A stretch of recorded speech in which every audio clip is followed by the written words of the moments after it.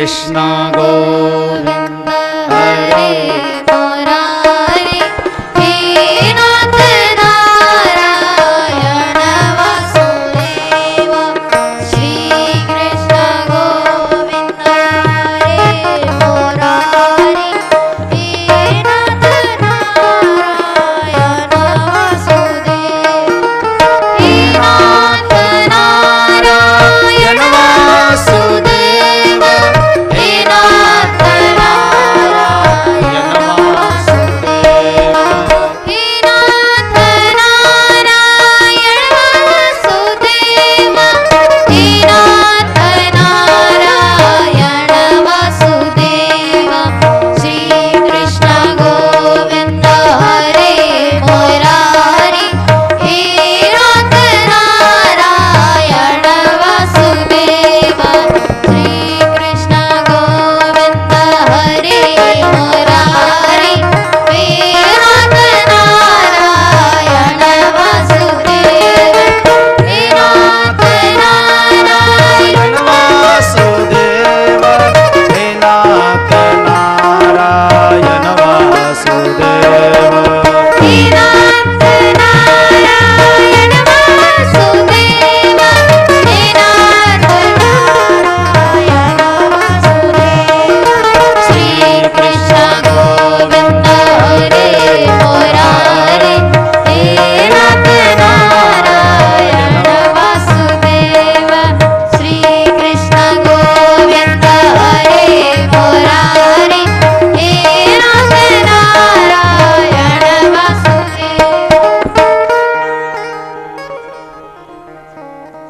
राधा नाचे कृष्ण नाचे नाचे गोपीजन राधा नाचे कृष्ण नाचे नाचे गोपीजन मधुर मधुर बंसी बजे यही तो वृंदावन राधा नाचे कृष्ण नाचे नाचे गोपीजन राधा नाचे कृष्ण नाचे नाचे गोपीजन मधुर मधुर बंसी बजे यही तो वृंदावन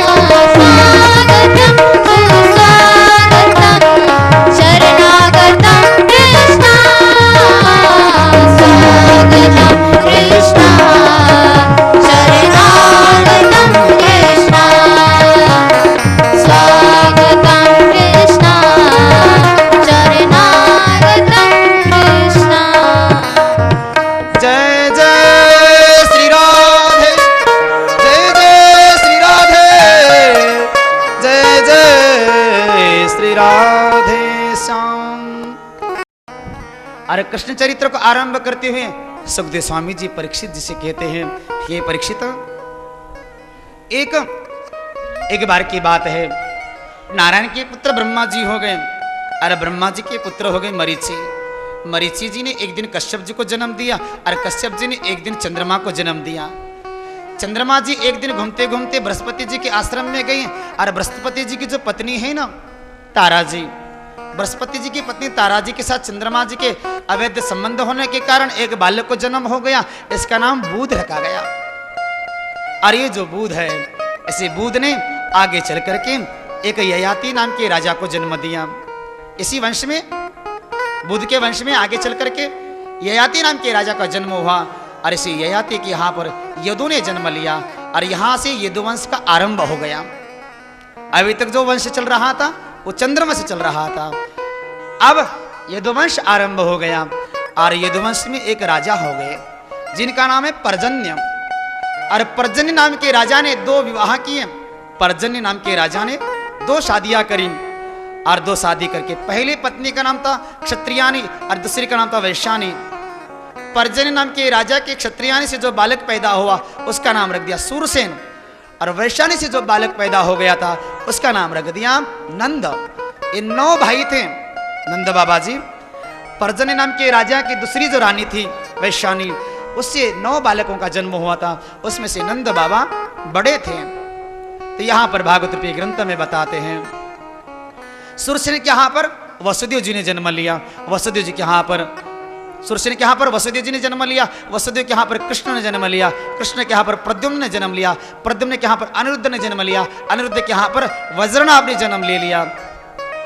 9वें स्कंद को यहाँ पर राजा परीक्षित ने प्रश्न किया, हे गुरुदेव, यदि ऐसे जल्दी जल्दी वंशावली बता दोगे तो कृष्ण जन्म कैसे होगा, कैसे मालूम पड़ेगा? तो बोले चलो 9वां स्कंद यहाँ विश्राम देते हैं और 10वां स्कंद आरंभ करते हैं। सारे स्कंद बता करके देने चाहिए, बोलो राधे राधे। तो यहां पर 9वां स्कंद विश्राम, 10वां स्कंद आरंभ। एक मिनट भगवान का नाम लेते हैं, श्री कृष्ण गोविंद हरे मुरारे हे नाथ नारायण वासुदेव। 10वां स्कंद आरंभ हो गया। और 10वां स्कंद जो है ना, राजा परीक्षित ने प्रश्न किया, हे गुरुदेव, आप चंद्रवंश का वर्णन बताइए ना, कैसा ये सोमवंश चला, कैसे चंद्रवंश चला, आप बताइए ना। तो यहां पर बताते, उग्रसेन नाम के एक राजा हैं और उग्रसेन नाम के राजा ने मथुरा नगर की स्थापना करी। सुरसेन नाम के राजा ने बलकेश्वर आगरा की स्थापना करी। बटकेश्वर महादेव आज भी आप कभी जाते होंगे तो बलकेश्वर महादेव।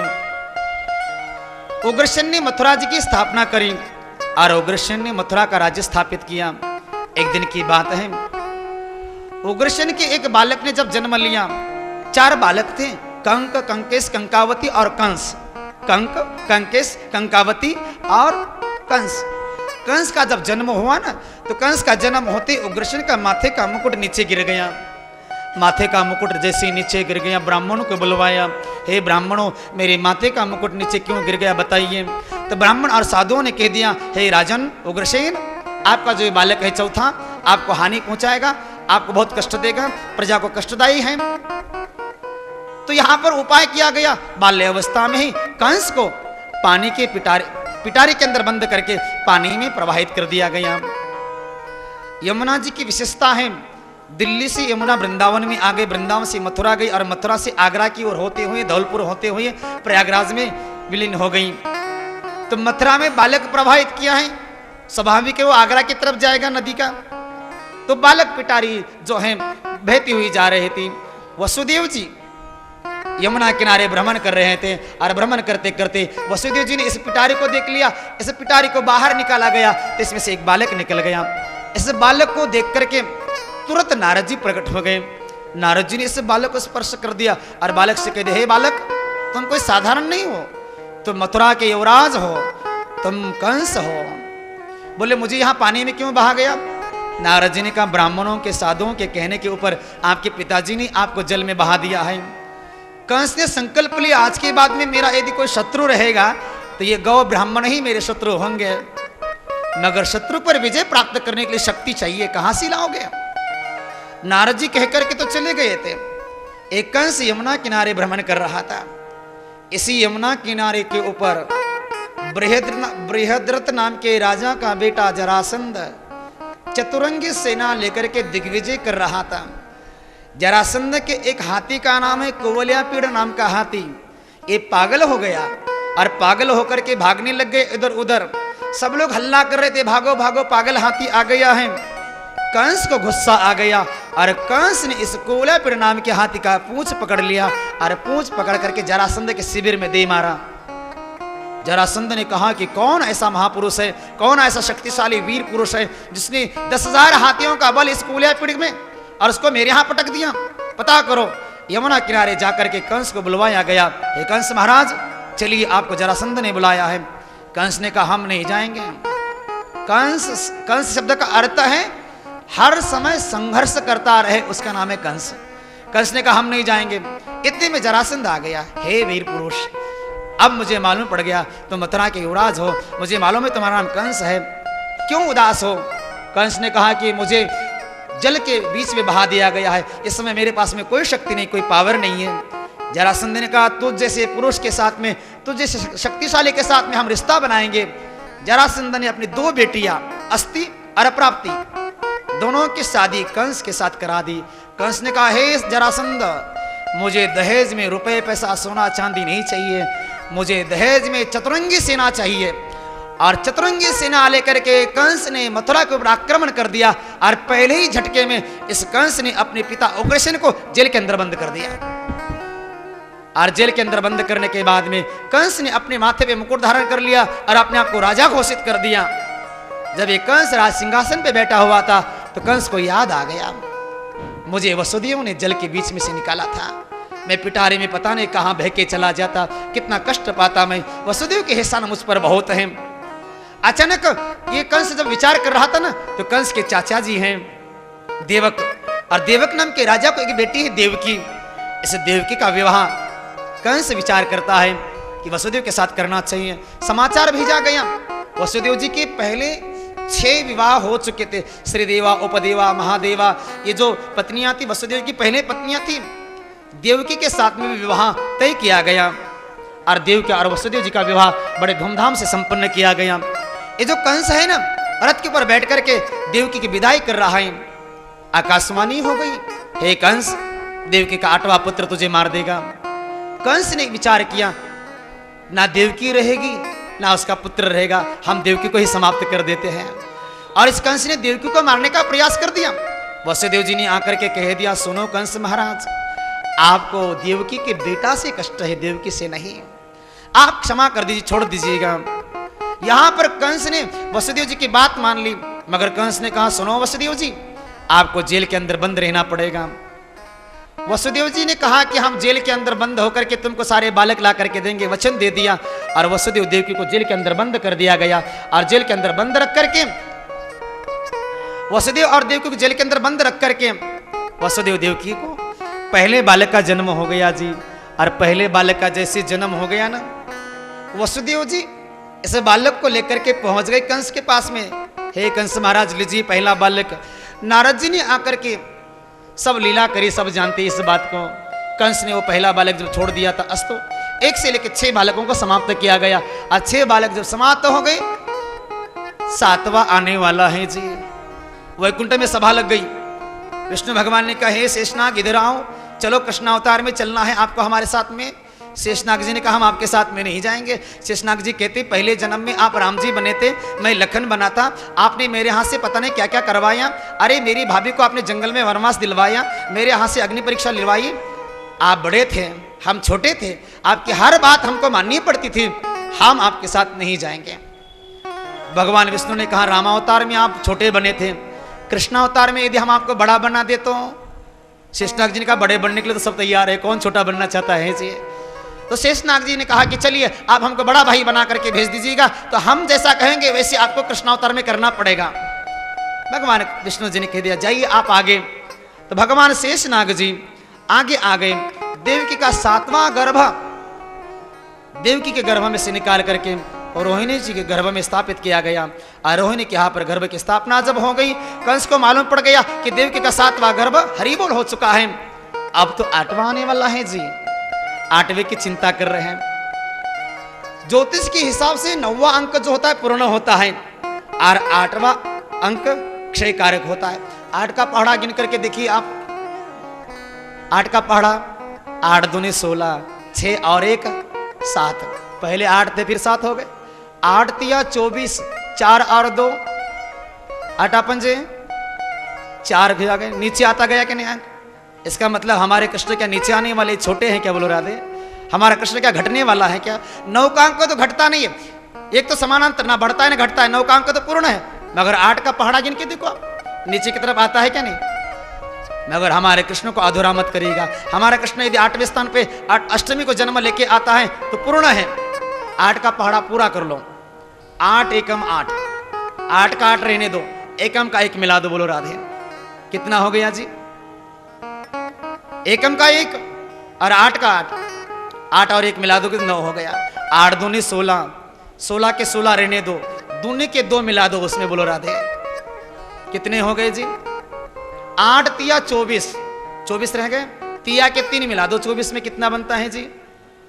27 हो गया, 7 और 2 9, बोलो राधे राधे। करते जाइएगा आपको 9 अंक मिलेगा। हमारा कन्हैया छोटा नहीं, बराबर है राम जी के बराबर, बोलो राधे। कोई कहे कि कन्हैया 8वें स्थान पे आते तो छोटे है जाएंगे, तो यहाँ पर भागवत भी ग्रंथ कहता है कि 8वें स्थान पर भगवान कृष्ण जन्म लेके आने वाले। भाद्रपद का महीना आ गया, कृष्ण पक्ष आ गया, अष्टमी की तिथि आ गई, और अष्टमी की तिथि के दिन सभा जुड़ गई है। और सभा जुड़ने के बाद में भगवान ने यहाँ पर सबको आगे भेज दिया, वैकुंठ से सबको आगे भेज दिया, पृथ्वी को आगे भेज दिया है, सब नदियों को आगे भेज दिया है। भगवान कृष्ण का जन्म होने से पहले ही सब सुख सुविधाएं आगे की ओर आ गई है। पृथ्वी ने चारों तरफ सुगंधि का वातावरण बना दिया जी। पृथ्वी प्रसन्न क्यों है कृष्ण जन्म के समय? पृथ्वी जी इसलिए प्रसन्न है, कोई भी सास दामाद को देख करके बड़ी प्रसन्न हो जाती है, बोलो राधे, होती है कि नहीं? बोलो राधे राधे। दामाद यदि घर आ जाए तो सास बड़ी खुश हो जाती है, बोलो राधे। तो पृथ्वी खुश क्यों है? दामाद जन्म लेके आने वाला है, क्योंकि पहले जन्म में पृथ्वी की बेटी सीता जी, और सीता और राम जी, हरि बोल, वही राम कृष्ण बन के आने वाले हैं। तो अपने दामाद के स्वागत में पृथ्वी खुश नजर आ रही है जी। वृक्ष खुश क्यों है? बोले एक वृक्ष के नीचे सीता जी बैठी थी तो वो वृक्ष अजर अमर बन गए, अशोक वृक्ष अजर अमर बन गया। यहाँ पर वृक्ष इसलिए प्रसन्न है कि भगवान कृष्ण कभी कदम्ब के वृक्ष पे चढ़ेंगे, कभी वैजंती के वृक्ष को धारण करेंगे, कभी अनेक वृक्षों के बीच में लीला करेंगे, गौचारण करेंगे, इसलिए वृक्ष प्रसन्न है। नदियां प्रसन्न क्यों है? नदियां विचार करती हैं। भगवान विष्णु ने यमुना जी को पत्नी बनाने का संकल्प लिया था, यमुना जी पत्नी बनने वाली हैं। और नदियां इसलिए प्रसन्न थी कि बोलो चलो रिश्तेदारी तो हो जाएगी, हम यमुना की बहन जाएंगे तो जीजाजी कह करके संबोधन तो कर देंगे भगवान को। कोई ना कोई हर रिश्ते में लगा हुआ है जी। सब मस्त और आनंद पूर्वक वातावरण, चारों तरफ बिना मौसम की वर्षा इतनी हो रही, ऋतु वर्षा, चारों तरफ वृक्ष के ऊपर फल आ गए हैं, सुंदर वातावरण बन गया जी। और वास्तव में सीताराम बाबू जी बड़े भाग्यशाली, वो कई दिन से बारिश के लिए तरस रहे थे वृंदावन में, बोलो राधे राधे। जादिना से आपकी भागवत आदि वादिना से ही बारिश ने आरंभ कर दियो है, बड़े सौभाग्य की बात है तुम्हारी, बोलो राधे। जो बात सत्य है वो बोल रहे जी, जजमान को चापलूसी नहीं कर रहे हम कोई, ये तो आप भी अनुभव कर रहे होंगे, बोलो राधे। तुम्हारा धन शुद्ध होगा इसलिए ऐसा हो रहा, बोलो राधे राधे। इसका मतलब कि हमारे आश्रम अशुद्ध है क्या? श्री राधे। तो ठाकुर जी कृपा से यहाँ पर इस वृंदावन के नगरी में चारों तरफ आनंद का माहौल बन गया। भाद्रपद का महीना आ गया, भाद्रपद के महीना का कृष्ण पक्ष, अष्टमी की तिथि आई, रात्रि के ठीक 12 बज गए और 12 बजे मथुरा के नगरी में स्वयं भगवान विष्णु प्रकट हो गए। और भगवान विष्णु प्रकट होकर के कह दिया वसुदेव देव की से, हे वसुदेव देव की, मैं थोड़ी देर में बालक हो जाऊंगा। और इस बालक को लेकर के टोकरी में लेकर के, हे वसुदेव जी आप गोकुल में यमुना पार में रख दीजिएगा, और यमुना पार रख करके वहां पर एक बालिका है उसको लेकर के आप आइएगा, फिर मैं आपको मिलने आऊंगा और कंस के उस अत्याचार से मुक्त दिला दूंगा। भगवान तुरंत छोटे से हो गए। यहाँ पर बहुत अच्छा प्रसंग है, गर्भ स्तुति, ब्रह्मा जी की स्तुति प्रकरण अच्छा है, मगर चलिए आगे। यहाँ पर भगवान कृष्ण तुरंत छोटे से हो गए और छोटे कृष्ण को लेकर के वसुदेव जी आ गए हैं। और वसुदेव जी ने नंद बाबा के यहाँ पर जो छोटी सी बालिका थी उसको उठा लिया है, अपने बालक को रख लिया है और वापस आ गए। और वापस आकर के पुनः जेल के अंदर बंद जब हो गए, कंस को मालूम पड़ गया कि 8वें ने जन्म लिया है, कंस दौड़ करके आ गया और दौड़ करके आकर के कंस ने इस देवकी के हाथ से इस बालिका को छीन लिया। कंस को आश्चर्य लग गया, देवताओं ने तो आकाशवाणी करी थी देवकी का 8वां पुत्र मारेगा, ये तो पुत्री बन के आ गई। मगर कंस को लगा कि देवता की वाणी को कौन समझे, इसलिए कंस ने इस लड़की को मारने का प्रयास किया। मगर कंस के हाथ से एक कन्या छूट गई और आकाश में जाकर के 9 दुर्गा बन गई और 9 दुर्गा बन करके उसने 9 देवियों की स्थापना कर दी। भगवान ने वरदान दिया था कलयुग में सबसे ज्यादा पूजा अर्चना आप ही की होगी, बोलो राधे अस्तु। अब यहां पर कंस को आकाशवाणी ने कह दिया था, हे कंस तुझे मारने वाला ब्रजमंडल में उत्पन्न हो चुका है। आकाशवाणी अंतर्धान हो गई, योगमाया अंतर्धान हो गई वहां से। अब कंस इधर सभा लगा करके बैठा हुआ है। चलिए अब गोकुल के नगरी की तरफ। अरे गोकुल में नंद बाबा जी हैं। नंद बाबा जी की पत्नी का नाम यशोदा जी। यशोदा जी ऊंचे गांव के रहने वाली बड़े परिवार की ये यशोदा जी। यशोदा और नंद अपने परिवार में आनंद पूर्वक रहते हैं। नंद बाबा जब रास्ते से निकलते ना, रास्ते से जब चलते नंद बाबा तो ब्रजवासी पूछते, बाबा हमारे लिए ब्रजराज ब्रजेश कब दोगे आप? नंद बाबा कहते, चिंता मत करो, समय आने दो, तुम्हारे लिए ब्रजराज युवराज जरूर होगा। नंद बाबा की अवस्था 85 वर्ष की हो गई, यशोदा की अवस्था 80 वर्ष की हो गई। मगर जब कोई बालक नहीं हुआ ना, तब नंद बाबा जी पहुंच गए सांडिल्य ऋषि के पास में और सांडिल्य ऋषि से कह दिया, हे सांडिल्य बाबा आप हमारे गुरुजी हैं, हमको बालक कैसे होगा, हमारी वंश वृद्धि कैसी होगी, आप कृपा करके बताइए ना। तो सांडिल्य ऋषि ने कहा कि पुत्र कामेष्टि यज्ञ करो, संतान गोपाल मंत्र करो। नंद बाबा जी ने कहा कि जैसे आप कहो, सामान का पर्चा बता दो। सांडिल्य ऋषि ने पर्चा लिखा दिया जी, बादाम काजू लिख दिए, बड़े घी लिख दिए, कढ़ाई लिख दिए, बड़ा सामान लिख दिया। नंद बाबा ने कहा बेटा चाहिए, शादी नहीं करनी है, बोलो राधे। सांडिल्य ने कहा कि तुम अपने बच्चे से मतलब रखो, बेटा से मतलब रखो, बेटा अपने आप हो जाएगा, बोलो राधे। जो हम सामान लिख के दे रहे वो ला के दे दो। नंद बाबा जी ने कई प्रकार के घी ला के दिए, बादाम काजू सब सामान ला करके, कढ़ाई इत्यादि ला करके दी। सारे ब्रजवासी ब्राह्मण पहुंच गए ब्रह्मांड घाट। अरे ब्रह्मांड घाट जाकर के सारे ब्राह्मणों ने बहुत बड़ा एक कढ़ाई और चूल्हा जला करके उसके अंदर चकाचक सुंदर मौन भोग बना लिया और मौन भोग बना करके बलराम जी को सुपाड़ा, यानी कि भांग खा करके राधे राधे, नेत्र आधे खुले आधे बंद करके नंद बाबा के लिए जप कर रहे हैं। नंद बाबा को बालक हो जानो चाहिए, नंद बाबा को बालक है जानो चाहिए। मंत्र कौन सा चल रहा है? नंद बाबा को बालक है जानो चाहिए। संतान गोपाल का मंत्र है, देवकी सुत गोविंद वासुदेव जगतपते देहि में तनम कृष्णताम शरणम कथ, ये मंत्र है। मगर कोई ब्रजवासी ब्राह्मण इस मंत्र को नहीं कर रहा है, बिल्कुल आनंद पूर्वक नेत्र आधे खुले आधे बंद करके क्या कह रहा है? नंद बाबा को बालक हो जानो चाहिए। नंद बाबा को बालक 1 महीना हो गया जी। 1 महीने बाद नंद बाबा जी पहुंच गए। सांडिल्य ने कहा, नंद बाबा घर में कोई परिवर्तन? तो यहां पर नंद बाबा कहते हैं, यशोदा जी के पांव कुछ भारी से नजर आ रहे, बोलो राधे। पांव भारी कब होते सब पता लगता है, बोलो राधे राधे। पांव भारी से हैं। अब तो सांडिल्य ऋषि ने कहा कि और सामान बढ़ा दीजिएगा। समय व्यतीत होता गया और 9 महीने 9 दिन व्यतीत हो जाने के बाद में ब्राह्मणों के आशीर्वाद से नंद बाबा के यहाँ पर भाद्रपद के कृष्ण पक्ष के अष्टमी के ठीक रात्रि के 2 बजे, मथुरा में 12 बजे, बोलो राधे राधे। आने में 1-2 घंटे तो लगे होंगे भाई, ऐसे कैसे? तो यहाँ पर ठीक रात्रि के 2 बजे नंद बाबा की जो पत्नी यशोदा जी है सो रही थी, पता ही नहीं कब बालक ने जन्म दे दिया। सुनंदा जी आ गई और सुनंदा जी ने आकर के जब छोटे से बालक को देख लिया, तो पहले के जमाने में बालक जब बेटा जो होता तो कांसे की थाली बजाया करते थे, बोलो राधे राधे। बड़ी धूमधाम से ये सुनंदा जी थाली बजाती हुई दौड़ पड़ी। नंद बाबा बड़े प्रसन्न हो गए। नंद बाबा को जब मालूम पड़ गया कि मेरे यहाँ पर बेटा ने जन्म लिया है, तो नंद बाबा ने चारों तरफ अपने, अच्छा ठीक, चलिए बजा दी, अच्छी बात है, बोलो राधे राधे।